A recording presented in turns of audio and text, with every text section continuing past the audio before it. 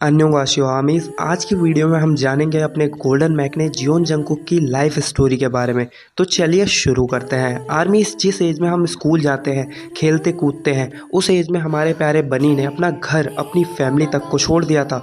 Jungkook का जन्म 1997 के 1 सितंबर को साउथ कोरिया के बुसान में हुआ था। जंगकुक की फैमिली में उनके पेरेंट्स को छोड़कर उनका एक बड़ा भाई भी है।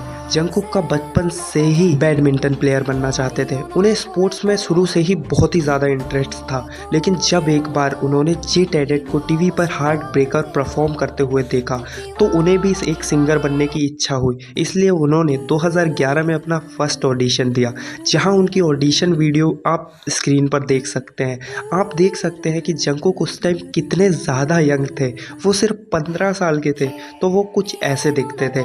खैर, उस ऑडिशन में जंगकुक को सिलेक्ट नहीं किया गया, लेकिन उसके बाद जंगकुक को 4 डिफरेंट कंपनी से ऑफर मिले थे, जिसमें बिग हिट जैसी बड़ी कंपनियां भी शामिल थी। लेकिन जब जंगकुक ने आरएम को रैप करते हुए देखा तो उन्हें आरएम का रैपिंग स्टाइल इतना ज़्यादा पसंद आया था कि वो आरएम के फैन बन गए। और जब जंगकुक को ये पता चला कि आरएम भी बिग हिट में एज अ ट्रेनी है, तो जंगकुक ने बिना टाइम गवाए बिग हिट को ज्वाइन कर लिया। जब जंगकुक ने बिग हिट कंपनी को ज्वाइन कर लिया था, तब वो अपनी डांस स्किल्स को इम्प्रूव करने के लिए लॉस एंजल्स गए थे। इसके बाद 2012 में वो वापस आकर कई सारे के-पॉप आइडल्स के सॉन्ग में as a back dancer look में नजर आए थे, और उनके साथ साथ जे-होप भी थे।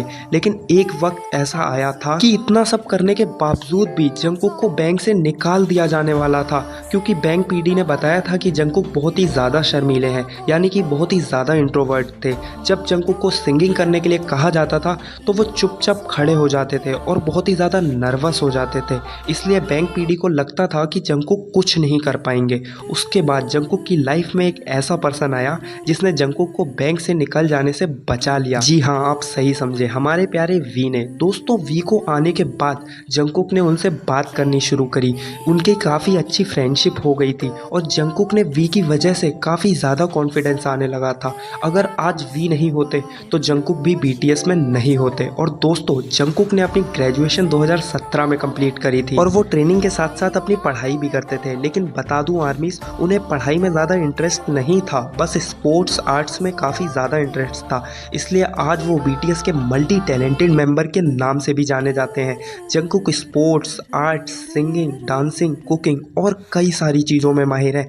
लेकिन दोस्तों, आप ये जानकर हैरान हो जाएंगे, जंगकुक ने अपने ट्रेनिंग डेज में बहुत कुछ झेला है। उन्हें बिग हिट के कई स्टाफ के द्वारा मिसट्रीट किया गया है, बल्कि फैन तब बहुत ज़्यादा शॉक हो गए जब उन्होंने देखा कि बिग हिट के एक स्टाफ ने जंगकुक पर हाथ उठाया था। हालांकि उस समय जंगकुक सिर्फ 15 या 16 साल के थे, इसलिए उन्होंने कुछ भी नहीं बोला, लेकिन बाकी मेंबर्स की शिकायत करने पर उस स्टाफ को निकाल दिया गया था। उसके बाद जंगकुक से बहुत ज़्यादा ओवरवर्क कराया जाने लगा था।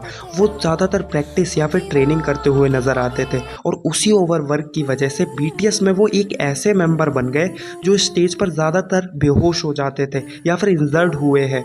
एक कॉन्सर्ट के बाद तो उनकी हालत इतनी ज़्यादा ख़राब हो गई थी कि उन्हें सांस लेने में भी प्रॉब्लम होने लगी थी।